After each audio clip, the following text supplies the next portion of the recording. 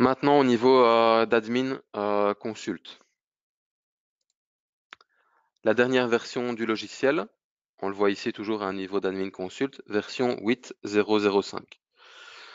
Premier rappel au niveau des mots de passe dans admin, ils sont tous conformes à la réglementation RGDP et ils sont enregistrés dans la base de données sous forme de hash. Donc c'est un petit peu technique, mais en fait ça veut dire simplement ça ils sont invisibles pour tous les utilisateurs, même s'ils accèdent à la base de données du logiciel. Donc ça au niveau d'admin, tout est conforme à la GDPR. Donc ça c'est simplement un premier rappel.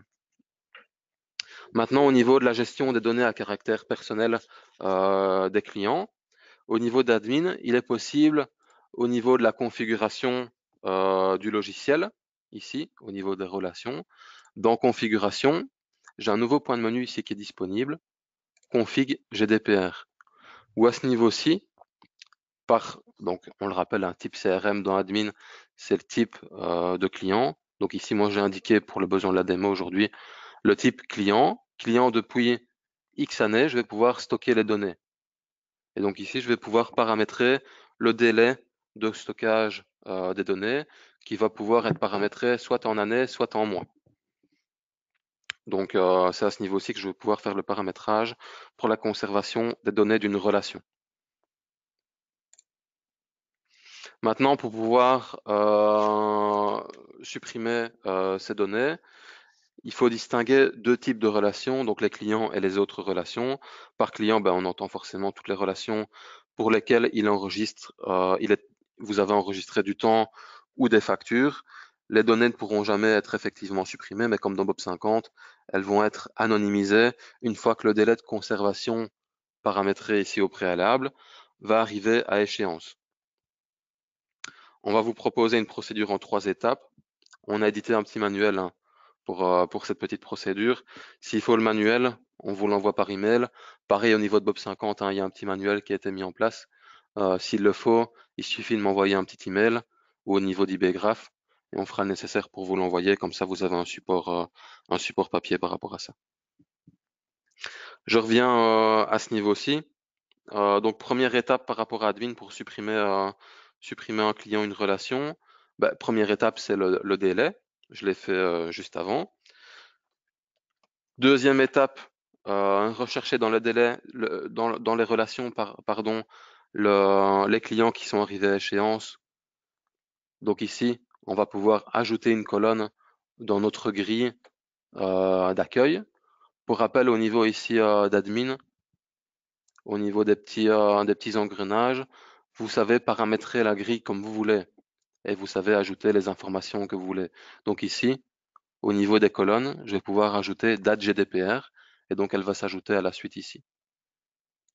Si j'ai envie, je le rappelle, je peux ajouter le numéro d'entreprise. Il va s'ajouter ici. À vous, à chaque fois, de changer l'ordre des colonnes et de faire, par exemple, remonter ici date GDPR en première place. Et donc ici, je vais pouvoir faire plus facilement un filtre. Je peux cliquer et faire un filtre chronologique où je vais voir les clients filtrés. Dernière étape, supprimer la fiche avec le petit bouton ici supprimer. J'en ai déjà un ici qui est supprimé à ce niveau-là. Et donc on voit qu'il y a un code client qui est venu se mettre ici, aléatoire au niveau 406. C'est une fiche client qui a été anonymisée entièrement. Il y a des sécurités qui sont mises en place au niveau d'admin pour ne pas pouvoir faire tout et n'importe quoi au niveau du logiciel. Par exemple, si la date d'expiration n'est pas encore arrivée, à échéance, il y aura un message d'erreur et vous ne pourrez pas la supprimer. S'il existe encore des documents liés dans le DMS, il vous mettra un message d'erreur. Si la relation est toujours active, donc ça si le client est toujours actif, il vous mettra un message d'erreur aussi. S'il y a des to-do toujours ouverts par rapport au client, message d'erreur aussi. S'il y a des factures ouvertes et des tâches ouvertes, il empêchera aussi de le supprimer. Et voilà, au niveau du client, c'est un petit peu les sécurités qui sont mises en place pour qu'un collaborateur d'une fiduciaire ne puisse pas supprimer aléatoirement une fiche.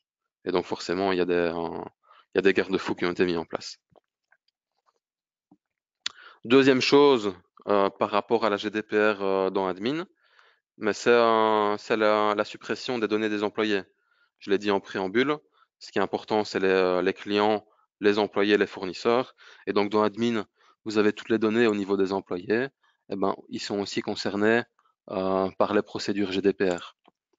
Donc, au niveau du menu des employés, accessible ici, au niveau de la configuration du menu, j'ai un nouveau point de menu aussi ici, config GDPR.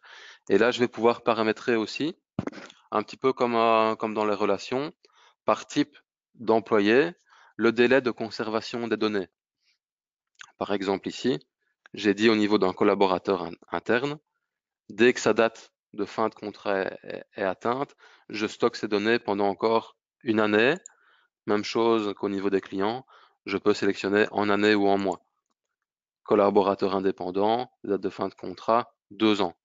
Donc je vais paramétrer ici, dans le menu des employés, le délai de conservation des données. Deuxième chose, ben, je vais pouvoir ajouter ici la colonne GDPR, date GDPR ici, elle est déjà ajoutée. Elle est juste présente derrière ici. Je vais la faire apparaître devant. Voilà. Et donc, je vais pouvoir faire un filtre sur les clients, les employés, pardon, qui sont sortis. Ici, dans ma version démo, j'en ai pas encore sorti. Mais ici, c'est ici que vous allez pouvoir faire le filtre. Et comme tout à l'heure, avec le petit bouton supprimer, vous allez pouvoir supprimer la fiche de l'employé et en tout cas l'anonymiser. Même chose qu'au niveau des clients et de relations, il y a des garde-fous.